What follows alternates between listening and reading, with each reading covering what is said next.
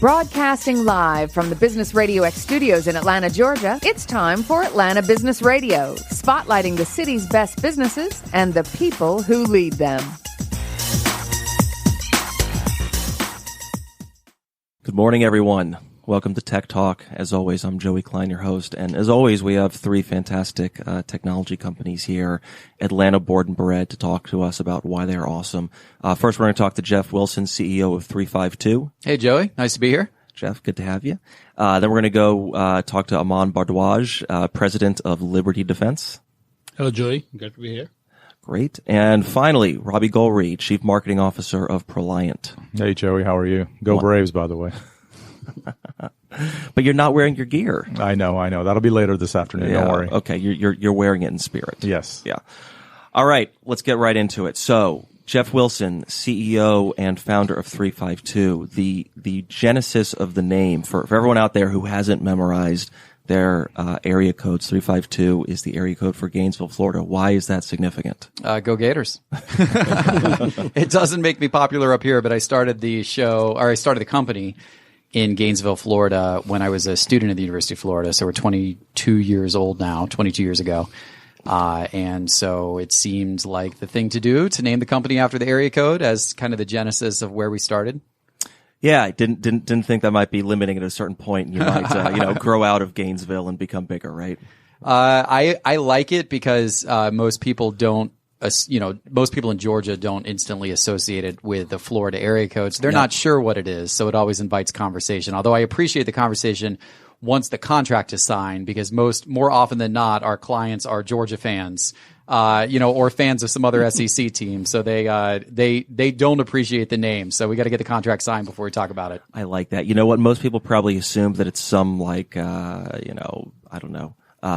Interesting math equation that they don't really, understand, and so why ask about it? There you go. Well, 3 + 5 + 2 is a perfect 10. So that's my. Yeah, you had a long time to come up with that one. Yep. Yeah. Okay. All right. So we understand why you are named the way that you are named. What do you guys do? Yeah, so we're an innovation and growth firm. So we work with companies all over Atlanta on innovation strategy, a lot of new product development work. We help them figure out what new revenue streams are, new product ideas are, how to get new things off the ground. And then we also have a development group that can actually build new products, get them into the marketplace, and a growth marketing group that can help them scale in the marketplace. So the companies that you work with, and if you go on 352's website, they have some very premier brand name companies that they work with, Fortune 1000s that we've all heard of.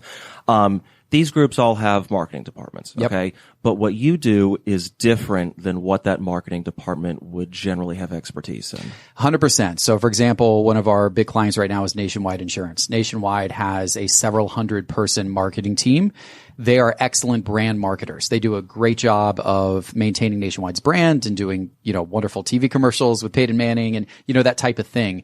But that is a completely different style of marketing than marketing a brand new product that's launching to market for the first time. We bring a Silicon Valley edge to marketing. We use growth marketing techniques in order to find early stage traction for new products that are launching into the marketplace. A very different type of marketing. Okay, so let's rewind a little bit before we get into the here and now. So you started this in college, which really means that this has been your entire professional career. It has been. Okay. Now I have also done I've done 8 other businesses on the side. I'm a serial entrepreneur, so I've started a lot of other companies. But yes, from a day-to-day perspective, I have not had a boss, if that's right. A good way of putting it. Well, and that is a good thing, right? For those of us who realize that we don't want a boss, it's nice to know that early on. It is. I think the flip side of it is that, since I haven't had corporate experience, professional experience outside of my own companies, I probably have made some mistakes along the way that, had I had exposure to, other environments, maybe I would have been a little more savvy about. I don't know. But it's the way that I have always wanted to do things. Well, probably good self-reflection, but, we all make mistakes. We all learn from them, and, it's what we do with them that counts. But I want to get into the psyche of what got you interested in this style of business to start it while you're still in college. Yeah. So I actually did some entrepreneurial stuff in middle and high school, flipping baseball cards, CD-ROM, selling CD-ROMs when they came out. And I actually started a little computer store my senior year of high school. Got to college, couldn't do that anymore because obviously went to a different city and that type of thing. Freshman year, didn't do anything business wise, just enjoyed being in college. But sophomore year, I kind of got the entrepreneurial itch again. And so I was thinking like, what service could I provide? What could I do that I could do around my class schedule, that I could do from my fraternity house room? And I zeroed in on website creation, website development, because I knew how to do it. It was the late 90s. Businesses were getting online for the very first time. There were not a lot of people who knew how to do web development. Mm-hmm. So I basically hung out a shingle, went to some local trade shows, put up a website, said, hey, I can build your website. Very inexpensive, and got flooded with a lot of small businesses who wanted me to do that service for them. And so that was the start to all of this. It was, yeah. And then I started hiring other University of Florida students to help me. By the time I graduated, I had 8 students working for me. It was not actually what I intended my career to be. I was I was going to go into broadcast news. But the business opportunity was right there in front of me. Yeah. And so how did you make the transition from growing this in Gainesville to ultimately being headquartered in Atlanta? Yeah. So we still have a big office in Gainesville. We still have over 30 people in our Gainesville office. We do a lot of our software development work for customers out of Gainesville. But we saw, obviously Gainesville is great from a talent perspective. There's a lot of great students coming out of the university. We have a great talent retention there. But there's not obviously a big client base for us in Gainesville. And so we had always looked to other cities. We got a lot of our clients from Tampa. We got a lot of our clients from Orlando, South Florida, and we started getting clients from Atlanta. And I really felt like we need to grow more of a presence in Atlanta. So we actually put a salesperson up here in the mid 2000s and then slowly added additional people, but it was always a very, very small satellite operation. In 2014, I made the decision that I really wanted to go all in on Atlanta. That's when we opened up in the Biltmore building in Midtown, a much, much larger office. I moved up here from Gainesville, and we really started hiring and made this our headquarters. And let's we normally get into this a little bit later, but as I've said, that part of this show is a little bit of a love letter to the Atlanta business and technology community, because I think we are unique, and we do have interesting businesses, and that's for a reason. But it can be different reasons for different entrepreneurs and companies. So why have you found Atlanta, besides the fact that we have all these big companies here and it's bigger and you have more opportunities than Gainesville? Why has this been a great place to have your HQ for the past, I guess, 5 years now? Well, for us in particular, our company works with a lot of enterprises. Atlanta has the second or third highest concentration of Fortune 500 headquarters in the U.S. A lot of people don't realize that, but this is a outstanding city if you're selling to enterprises or if you want to go work for an enterprise. It's an absolutely outstanding city with all of the different corporate headquarters that we have here in Atlanta. So that's good for us from a business development standpoint. From a personal standpoint, I love startups. I've started a number of startups. And so the startup community in Atlanta, amazingly strong. I'm a mentor at Atlanta Tech Village. I've been a mentor at Techstars in the past. I like to get involved with a lot of it. I've invested in some of the startups here in town. Mm-hmm. And so that's another aspect of what Atlanta really has to offer. I mean, it's just such a thriving business community, all aspects, from startup to mid-size to the enterprise. Yeah, very, very common refrain. I think Atlanta is at a place where we're very much kind of firing on all cylinders at this point. Let's get back to the business. So what do people, when you go into a new client, okay, and they have this established marketing department, and obviously what you guys do is very different from that. But what's the biggest misconception about what you do that is different from standard good old marketing? Well, so oftentimes our ideal way of working is to start with a client at the inception of an idea. Mm-hmm. So oftentimes these are companies that are trying to figure out their next revenue stream. They're trying to figure out new products to launch to market. So our innovation group will come in and help them in the early stages. We'll help them with market research, with product validation, with prototyping, and help them conceptualize ideas. And we can even help kind of set up the innovation strategy behind why they're innovating to begin with and what their innovation goals are. Then we have, once an idea is crystallized and formalized, we have the digital development team that can help build out the digital components of the idea. And then we have the growth marketing team that can help, get the idea into the marketplace and scale it. I think that companies, the bigger a company becomes, the worse they become in innovation. Bar none, because is the natural inertia of a company that as it's growing to put in layers to protect the core business. You want to protect your core revenue.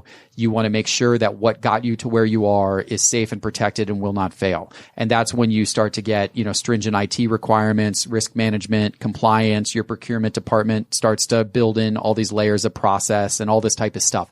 Process permeates throughout the company, along with it, bureaucracy and red tape. Mm-hmm. And as a result, innovation becomes absolutely 100 times, 1,000 times more difficult than what it was in the earlier stages. So companies have a real challenge with that. We believe as an external partner that we can come in and help them navigate through that and help them short circuit some of their, some of the internal pitfalls that they have with that. So it's helping companies recognize what they need to do from an innovation strategy, how they can work within the frameworks of their organization, but actually get things done effectively and efficiently and innovate and get new things into the marketplace. And then once they're in the marketplace, be able to effectively scale them, which is another challenge of these, brand marketing departments being able to scale new products. So you're almost like an entrepreneurial mercenary for hire. I think that's a good way of putting it. And really it's interesting because you have somewhat, makes sense, right? You started the business, but you have designed the perfect atmosphere for someone like you that has the entrepreneurial itch, wants to start things. And so that is exactly what you're doing every day. You're going in and helping these organizations, figure out how to be their own entrepreneurs from the mouth of an entrepreneur. Yeah. So all of our employees from our innovation team and even our developers, like our digital development teams, they're very well suited for the development of brand new product. They have that entrepreneurial hunger. They have the itch to work on new things, very much agile, very much, iterating based on what we're building based upon early stage customer feedback that we're getting. So it's that the startup mentality permeates throughout the entire company. And that's really the value we offer, because a lot of larger companies don't have the degree of startup mentality that they need to be able to successfully launch new revenue streams. But I'd imagine that talent, that spark, it can be a little, and look, maybe correct me if I'm wrong, but it sounds like you're looking for a very specific person, because you need someone with that entrepreneurial drive and spark, but one that also understands what it is to be within the bureaucratic confines of a larger company. And they have to be able to, I'd imagine, switch back and forth between those mindsets. And one, am I correct? Two, how do you find that person? Yeah, you are correct. So a lot of the folks we hire are either out of big corporations or big consulting agencies, like an Accenture, Deloitte, that type of agency that were entrepreneurs within those organizations and have the itch to do something entrepreneurial. And they see the opportunity to join 352 as the opportunity for them to do something much more creative and much more entrepreneurial, but to build upon the experience that they had working in big corporations or big consulting. Got it. And of course that another reason why Atlanta would be, a good backdrop for you, because you have a lot of those large organizations and consulting firms from which to find talent. Mm-hmm. Yeah. I want to talk about the emotional ups and downs of being an entrepreneur, because I think that, look, we live in a day and age where the entrepreneur is a rock star. Okay. And that's interesting, isn't it? I saw a study recently that said that on college campuses, the startup entrepreneur who starts the hot new app is more popular now than the starting quarterback of the college football team. Isn't that incredible? That is incredible. And look, I wish it was that way when I was in college 25 years ago. Right? It wasn't that way, trust me. Well, being an entrepreneur used to, mean you don't have a real job. It used to be met with I don't know about scorn, but some skepticism, mm-hmm. right? Now it's like, ooh, tell me about what you're doing. And certainly part of that is healthy, but I think what often doesn't get publicized is, and I think, look, this is anyone who you can be a entrepreneur of an organization, you can be a commissioned salesperson. There's lots of roles out there where there is these high emotional swings, and it can be tough to level set yourself. And especially when you're running an organization and being the leader, how have you kind of trained yourself to be level when things could go very poorly or wonderfully? and you need to kind of stay grounded. Yeah. And you're 100% right. Entrepreneurship is the ultimate, swing. So I tell everybody, all the new entrepreneurs that I mentor at Tech Village and that type of thing, if you're doing well, it's 2 steps forward and 1 step back. That's when you're doing well. When you're doing poorly, it's 1 step forward and 2 steps back, or sometimes 3 steps back and no steps forward. But if you're doing well, it's 2 steps forward and 1 step back. It is almost never 3 steps forward and no steps back. Yeah. Almost never. And so whenever this setback occurs, which it's always going to occur, you just have to look at it in relation to other good things that have happened. And you have to say like, okay, so we lost that one. But did we have some recent wins? Like, are there some other good positive things that have happened to offset that one? That's the only way you can survive it. You have to recognize that, yes, you're going for the upwards growth curve, but it is a really, really, really, really jagged curve. And so you have to look at the overall trajectory of where you're going. And are you going up overall, even though it's a heck of a jagged climb to get there? If you're going up overall, then you're going the right way. And relax and calm down and appreciate the process and understand that that's part of it. Because otherwise you're going to burn yourself out and drive yourself crazy. Have you found any way over years of working with entrepreneurs and of course doing it yourself to, it's almost like personality tests that are given before someone gets hired, right? Have you found a way to get enough insight into someone's creativity, emotional stability, ability to execute where you can tell, let's call it within a couple of interactions, if this person, they might have fantastic ideas, but they should not be an entrepreneur, and vice versa. Maybe they're not the most creative one in the room, but they can execute like crazy. That's a great question. I haven't studied that, but I'll tell you what my gut answer is on that. My gut answer is, will somebody make a bet with you? Like if I had you in the room and I said, hey, I'll bet you $200 that you can't do this, or even, hey, I'll bet you $200 on the football game this weekend. Like, I think that entrepreneurs have a gambling mentality within limits. Within limits, obviously, you have to be smart about it. You can't get someone who's like, borderline, has to go get help for gambling addiction type personality. Right. But entrepreneurs are gamblers, they're risk takers, and I do think, and they're competitive. And so, like, if I could say, like, hey, $200, I bet you can't climb that tree in 2 minutes, and someone wants to take that bet and give it a shot, they're probably going to be a pretty good entrepreneur. Interesting. All right, everyone out there, you heard it. That's the litmus test. So you go try that the next time you're with someone who's got their own company. Look, I think everyone who comes on this show generally really likes what they do.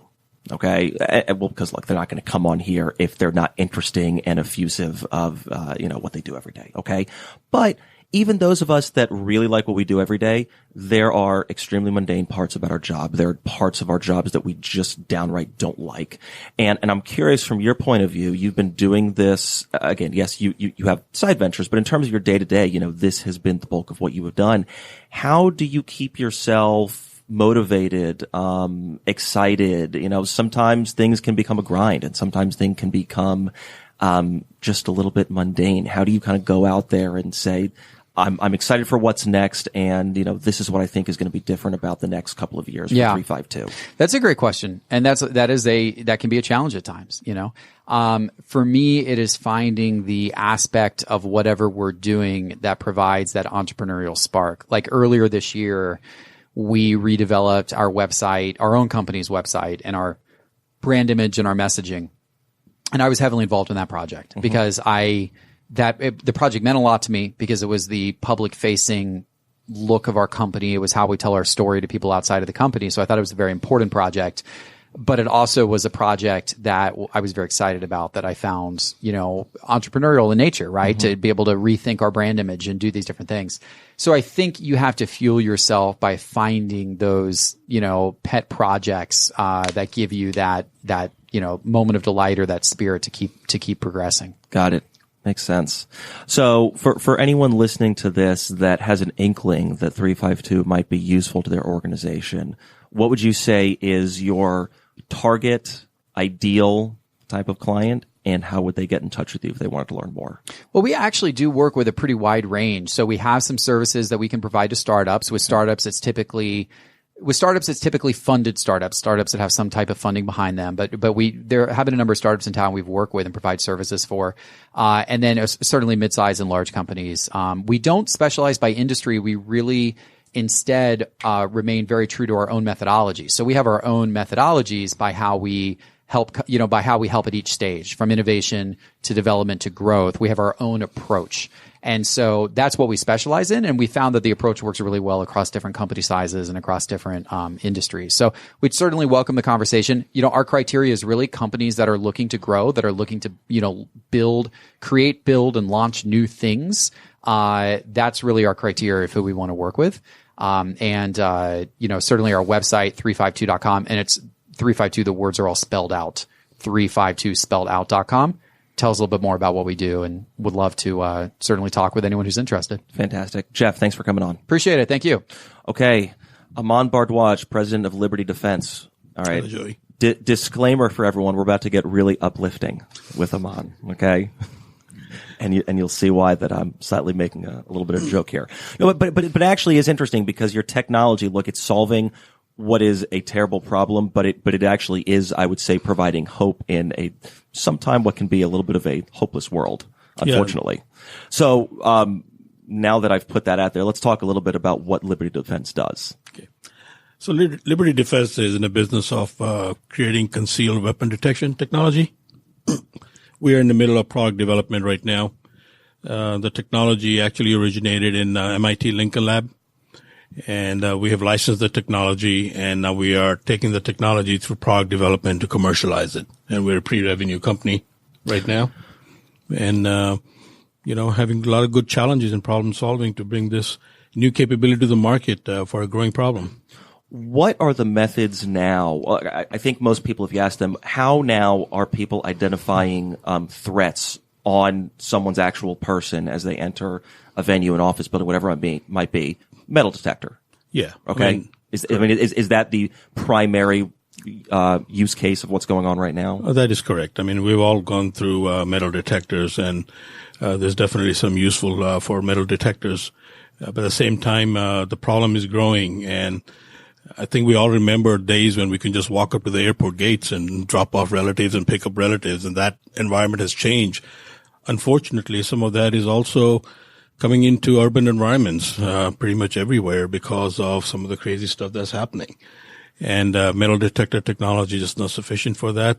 There's a lot of work being done, not just by us, a lot of other people in university level and also in private organizations where they're trying to bring new capability to improve the situation. And so a metal detector really only, it's what its name is. It detects if you have metal in your pocket, but cannot identify that particular device. So there could be a false positive. You hold up the line.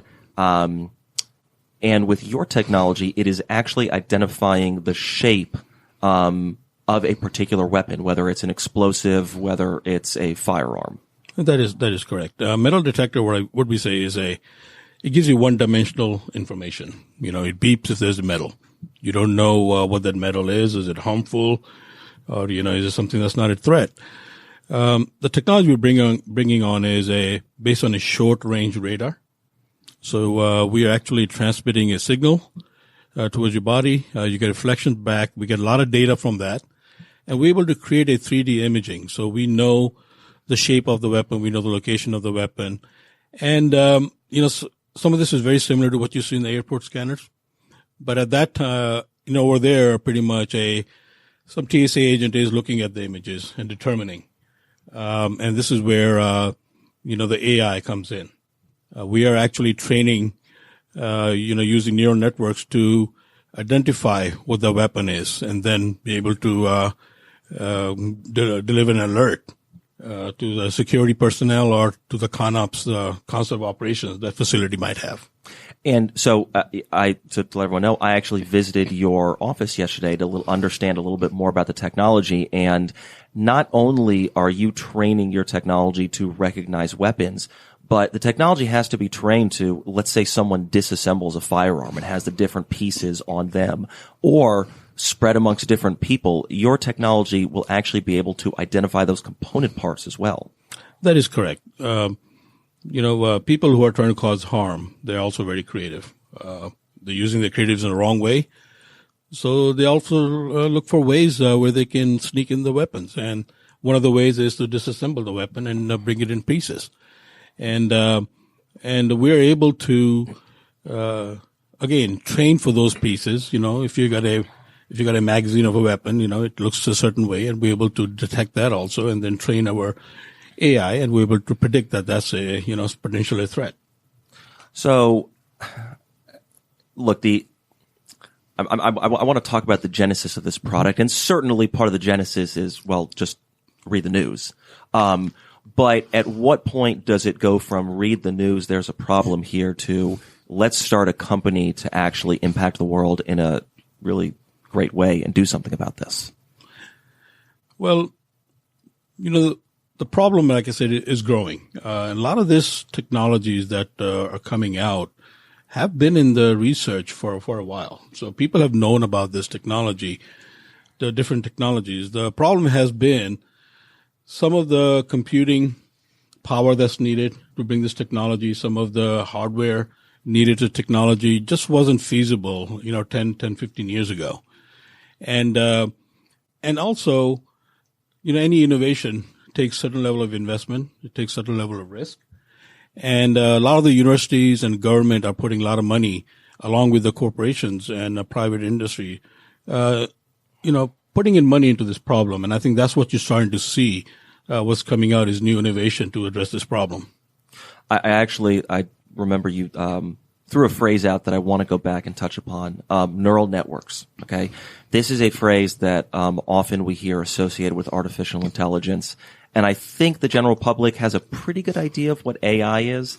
I would imagine that it'd be helpful to have a, layperson's definition of what neural networks are and then how they interact with artificial intelligence. Okay. Good question. I'll draw a parallel, on how we all learn to recognize things. So, you have an object, you have, some characters of that object, and we see that object again and again to learn what that object is. And neural networks is pretty much offering that level of capability. Obviously, it's not as multidimensional as a human brain is, but we do take an image. We're able to train the machine to recognize certain features of that object through that image. And then we give them a lot of test data and improve the recognition of that object. And eventually what you start seeing is it starts recognizing the object with a very good certainty. And as the object varies a little bit, it starts predicting it. And there are some techniques out there that are self-learning, but most of it really involves supervised learning. Basically, you're feeding them data till the machine starts recognizing. I mean, that's the fundamental thing in machine learning. Okay. And so what the machines are learning are the shapes and components of different weapons. And so how are you actually feeding it that data? Yeah, that's a, fundamental problem. So people who are, AI is a big buzzword right now. There's a lot of applications out there. Data is the king for machine learning. And one of the problems we have is that the data that we need to train, we have to create it. It's not readily available. There's not a huge database out there. We can just pull in images of person carrying an IED on their chest, right? And we are spending a lot of effort doing that in our labs here in Atlanta.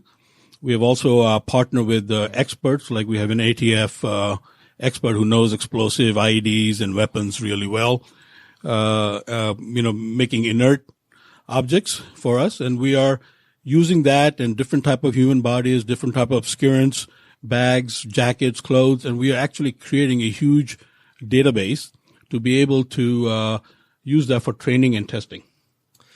One thing that I find, and this somewhat goes back to the question that I asked Geoff about how do you keep your emotions in check, although in a very different application.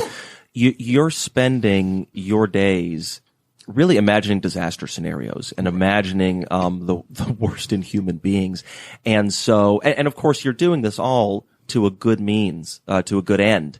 But I'm curious kind of, at the end of the day when you go home, how are you keeping your emotions in check when this is the sort of subject matter that you're dealing with day in and day out? Well, the way we keep our emotions checked is we know how important it is. We all have families. We all have kids. And you can imagine what happens to them, and that motivates you to be able to stop that. My wife is a school teacher at Northview, and my kids went through Northview, and I remember the days where all the doors were open and students walked in exchanging classes freely. Now it's almost like a fortress. There's few doors open and you have to be checked in. And I was just in Florida, talking to some of the stakeholders there, and learned they're spending a lot of money researching how to keep schools safe. I mean, so you live this every day. It hasn't happened to you. But it surely can happen to you, and you have to be very mindful of that, and that motivates you to solve this problem. It is extremely jarring. I have a 2-year-old, so I haven't entered this stage of, elementary school yet, but even just the security at preschool, I'm certainly glad it's there, but you sort of take, you walk out and you take stock of things. You're like, when did this happen? Correct. Yeah, it's unbelievable. In terms of the growth of the company, you guys have done something interesting to raise money. A lot of people that I have on this show, they go the venture route, and we talk about, the Series A or B they've just raised. You guys actually went public, and you went public on the Canadian Stock Exchange. That is correct. We started the company with some seed funding for the founder group that was up in Vancouver, Canada. And, within 6 months, we went to Toronto Stock Exchange. There's a venture Toronto Stock Exchange for early stage companies to be able to raise public money. We did that in March of this year, and that's been a good tool for us to get our story out to the investment community, and letting them know what we're doing and get them excited about what we're doing, and and getting the funding that we need to finish the product development and take it to market. And so that has been, it sounds like that's been a positive experience. I came and, of course, visited your office, and you have a beautiful lab and testing facility, and clearly, you guys have staffed up pretty quickly in only about a year or so. No, that is correct. And, we're a startup. This product is needed in the market. And from the very beginning, the pressure was, okay, how soon can you get the product? Everybody likes the technology, that we've shown. And they want to have it in their hands as soon as possible. So there's always that pressure to, to bring the product as soon as we can. And in order to do that, you have to have the right people. People are pretty much the whole organization. And you got to make sure you have the right people. We're dealing with a lot of complex technology, all the way from radio frequency to antennas to AI and all the smart technologies we need to be able to communicate to connected security devices. So you needed the right capability, and that was my first focus in 6 months, to make sure that we have the right capability and right partners to take this product to the market.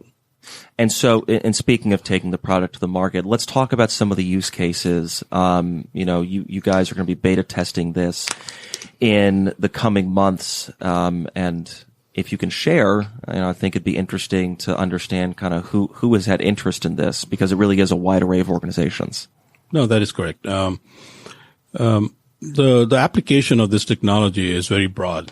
We are pretty much looking at all the verticals, all the way from sports, entertainment venues, to all the way to the schools, office infrastructures, and transportation infrastructures.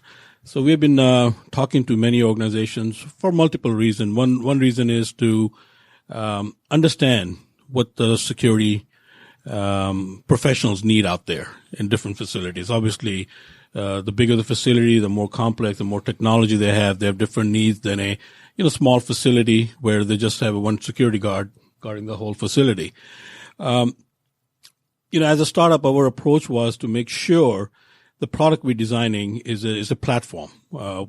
Because we are a small, startup, we don't want to be in a situation where we got to make a different SKU or a different product for every little market, because that will really limit our expansion. And we've learned a lot talking to those people, and they have really, really taken on into our concept. Right now, we've already announced beta testing with Maryland Sports Authority. There's a temple for religious purposes that we have also announced a collaboration for testing. Vancouver Canucks is the ice hockey team. FC Bayern up in Germany is a big soccer team that we'll be beta testing with. And we recently announced the Toronto Convention Center and the Toronto Airport for our testing. And over the next year, so testing is happening over the next year. And, at what point do you anticipate that this product actually, goes live to the market? Yeah, we're projecting Q4 of next year. We have just now finished our alpha prototypes. We have finished a lot of the software and AI work. We're beta testing early part of the next year. And a lot of the learning from beta testing will be brought in and improve the product and then launching it in the fourth quarter of next year. Okay. And if someone is listening to this and it spikes a nerve and, think that this could actually make sense for their organization, how do they learn more about you? Well, you can definitely go to our website. It's libertydefense.com. And there's plenty of information. You can also sign up for our newsletters as we are making progress with communicating to the community. And you can definitely call us, and we'll be happy to engage with you. Fantastic. Aman, thanks for coming on. You're doing great work. All right. Thank you. Okay. Robbie Gulri, Proliant. Joey, how are you? Good. You've been waiting patiently over there. Oh, I'm learning a lot here, from Geoff and Aman. Yeah. Well, we try to make this beneficial for the guests as well, right?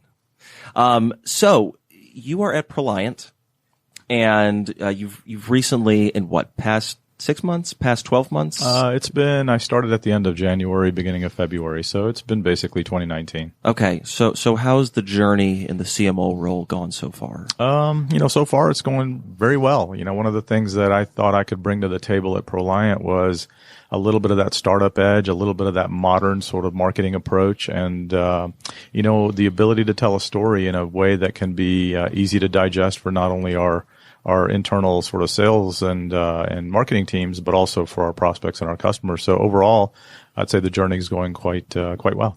Well, and as Aman said, people are the whole organization, and really your organization's technology is completely focused around people. Absolutely. So give everyone a little bit of a executive summary of what the technology does. Sure. So if you go to our website, you'll see sprinkled across, as well as a lot of collateral and materials we put together, this notion of the people first economy. And if you really think about it, we live in a people first economy. When I left my undergrad studies at Georgia Tech, I ended up in the workforce like a lot of us do, and it definitely was not a people first economy. You were lucky to have a job, you were lucky to hopefully get paid every couple of weeks. That's not the case these days. These days, employees drive a lot of the HR sort of practices and principles and the abilities for employers to execute on the things that the employees demand. And ultimately, that's what our software does. So we have what we call a suite of people tools that help employers not only, find the right people to bring onto their companies, but also pay them, manage their performance management, as well as any of the sort of typical HR functions that you would normally associate with HR tools. Well, and you touched on something that I have seen as a trend as well. So I'm glad you touched upon this people first economy, because that was one of the things that I wanted to talk about, and how you're building that within Proliant and sort of preaching that message to your clients. But why do you think that we've seen that change, that it didn't used to be a people first economy? Because organizations have always been comprised of people. Okay. This has not changed. So why is there so much more focus on this now than ever? I think we could probably have a 3-hour podcast or a radio show just on this topic alone. But I think at a high level, if you think about the next generation, the millennials get, they get labeled in certain ways, but millennials bring a lot of interesting perspective to the workforce. And one of them is, because of the fact that they've generally been in an environment that they're always connected, the expectations are very different. The ability to get to your benefits, get to your, payroll, get to your anything that's related to you basically being employed, the expectation is very different now than it was, 10 or 15 years ago, because of the mobile world, because of the interconnected world, and because of the applications that allow me to feed the data that, give me the ability to make decisions fairly quickly for me and my family. So the expectations is number one. And I think the other thing is the notion of easy to use and easy to digest technology. Geoff talked about website building and how that's kind of evolved, and that's sort of happened in the HR space as well. The technology's evolved. The ability of data and the access to data has evolved, as well as cloud computing has evolved at the same time. So it's like this perfect storm that's occurring to give people the expectation that just didn't have when I started in the workplace. Interesting. I think those are on point. I've certainly seen it in real estate as well. I think that a lot of the, what used to be a decision of where to locate an office based upon, where the CEO might have lived, is now much more focused on how do we drive people to this location? How do we make people be their most effective? And look, ultimately, these are good trends all around, whatever part of the organization is impacted by it. The people first economy, how are you building that within ProLiant? Like if you look at Glassdoor, if you look at, the awards that your company has won, Inc. 5000 best places to work, right? And, this is not just a fluke. This is years in a row. Clearly people enjoy working at ProLiant. Why is it a great place to be? Free lunch and breakfast doesn't hurt, but outside of that, what else is there? What else is there? No, in all seriousness, if you think about, again, going back to the notion of the people first economy, that can't be just a slogan or some hashtag that we use. We have to be reflective of that across our entire organization. So, again, going back to the younger workforce, people demand certain things. And one of those things they demand is career development. And again, these are things that I'm saying that aren't necessarily, cutting edge or innovative. They're just the act of basically making sure that you treat your employees and your producers the right way. So making sure that we're using our own software to onboard them in a effective and efficient way. I would hope so. Right? So when they start day one, they're productive day one. They have a PC at their desks and they're able to actually produce from day one. So that's very simple, but it's amazing to me how many companies just can't get that right.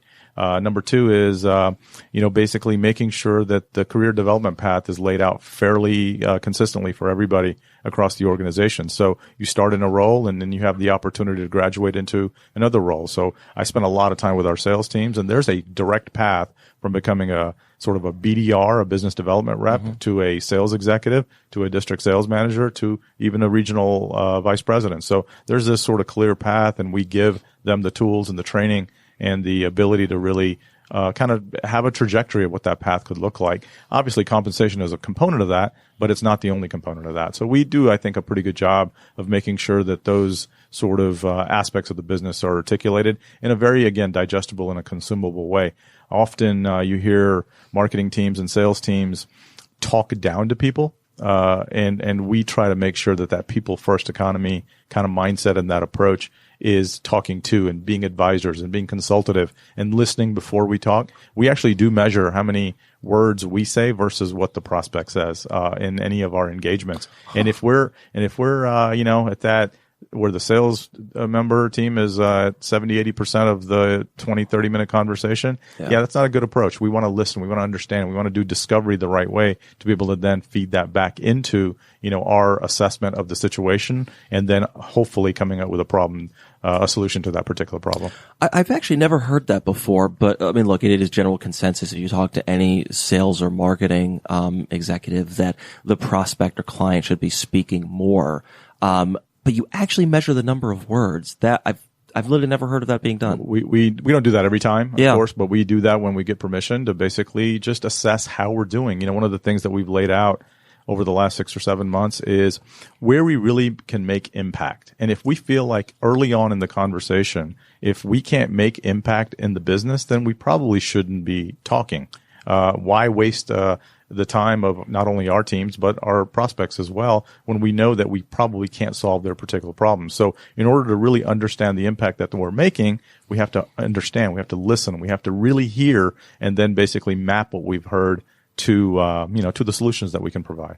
Well, and let's talk about those problems that would make, Proliance technology make an impact? Because look, at the end of the day, the type of solutions that we're talking about here, these are generally necessary, mission critical solutions for any, HR department to have. It's not like you don't have competitors out there. Absolutely. And so I'm curious into the sales and marketing process of how you make what can sometimes be a bit of an unsexy topic exciting, and what those specific problems that you're solving that perhaps your competitors cannot. Yeah. We've laid out, what we call the 4 A's. And I'll talk about 3 of those 4 in particular in terms of the impact that we make. Number 1 is what we call alignment. And this goes back to what I was saying about the people first economy, is alignment between the employer and the employee, right? Making sure that the employee has consistent and constant feedback, making sure there's mentoring and coaching capability built into the platform so the workforce can understand how they're impacting that particular business. So there's a lot of software and solutions that we provide that help with that whole notion of alignment. Onboarding is a component of that as well. Number 2 is access to data. Often we run into companies where they just don't have the appropriate data, or they don't know how to get to the appropriate data. And once they do, they really don't know how to utilize that data to be able to make effective decisions in an insightful way. So a lot of our solutions consist of reporting, dashboarding, and easy ways to really translate that data into something that's actionable. Because at the end of the day, most business managers, CEOs, business owners, they don't have time to look through spreadsheets and vast amounts of data. They need to be able to get to a decision fairly quickly. And then the third thing outside of alignment and access to data is this whole notion of let me talk first actually about accountability. Accountability is sort of the platform across the board, right? Is to make sure that from a pre-sales to a sales to an implementation to a service process, we're accountable the entire way. So we try to make sure that we're completely aligned and automated and also basically sort of consistent across the message that we say. And then the last 4 is the notion of automation. I've used that word a lot, but automation is, we run into businesses that are using Excel, using integrated or non-integrated systems. Often they do manual key. Even in this day, we've talked a lot about innovation here this morning, but a lot of businesses are still trying to just survive. And we run into a lot of those sort of heart of America businesses where, they're running, Excel spreadsheets for pretty much every aspect of the process. And so where we feel like we can bring value is automating that to gain efficiencies, to eliminate a lot of wastage in terms of what happens day to day. And those are the 4 A's. So how we translate that into prospects as well as our internal sales teams is going back to alignment of those 4 A's to the actual solutions that we bring. Okay. And you talked about a number of different types of organizations, those who are mature and those who are using spreadsheets. Is this product for anyone from 5-person startup to Fortune 1000? Our sweet spot is if you're at 150 to 200 employees, where you've got some federal requirements that you need to look through, you've got IRS requirements, you've got EEOC requirements from an employee management standpoint, we're a perfect fit. But we do have customers all over the board. We have close to 6,000 customers across the country. And we have businesses of all kinds, restaurants, franchise owners, all the way to sort of technology companies that are thousands and thousands of employees. So we span the country. Atlanta is the headquarters, but we do have offices in 17 other cities outside of Atlanta. And normally these are small kind of operational sales and sort of business process sort of offices. Mm-hmm. But Atlanta is the place that we kind of do most of our strategy and development of the business. Well, and let's talk about Atlanta. So why Atlanta? Why did it start here? Why has it been great to grow here? So as I mentioned, I've been with the company for a little less than a year now, and for me personally, I think there's no better place in the country. I've been very fortunate to travel all over the country for work as well as for personal, and I think Atlanta has that perfect climate of the political scene, the investment scene, as well as the infrastructure scene. I know we get a lot of flack for traffic issues and whatnot, but I tell you, from a pure infrastructure standpoint, there's a lot of technology, a lot of network, a lot of airport capability that a lot of cities just don't have. So I think Atlanta's a great place. And one of the things Geoff said earlier was the fact that there are so many large Fortune 100 companies here that have put the infrastructure in place for the rest of us to be able to really leverage and gain some successes from. I think is I can't think of another city in the country that basically brings that kind of combination. We definitely do check a lot of boxes. It is hard for me to think of any other top 10 major metro that has the combination of all of these different aspects that make this a really great place to be. Yeah, and the education scene is solid here too, with Georgia Tech, with Georgia State, with UGA, the Terry School here right in Buckhead. We've got a lot of access to some really, really interesting people. And for us at ProLiant, we're on the MARTA line right here in Dunwoody. Literally, we're half a mile from the studio.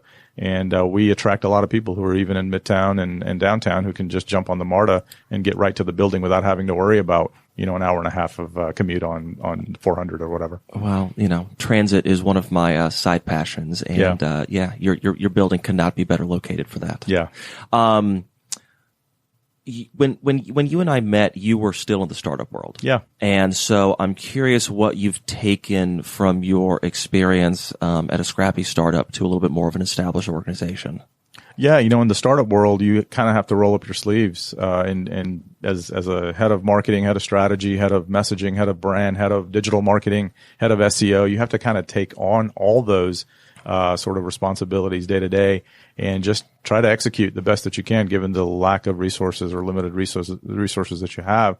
And I think a lot of that energy and that passion I've been able to kind of bring from the startup world into a more established company. We still got some of the same challenges. We're competing with some really big companies out there.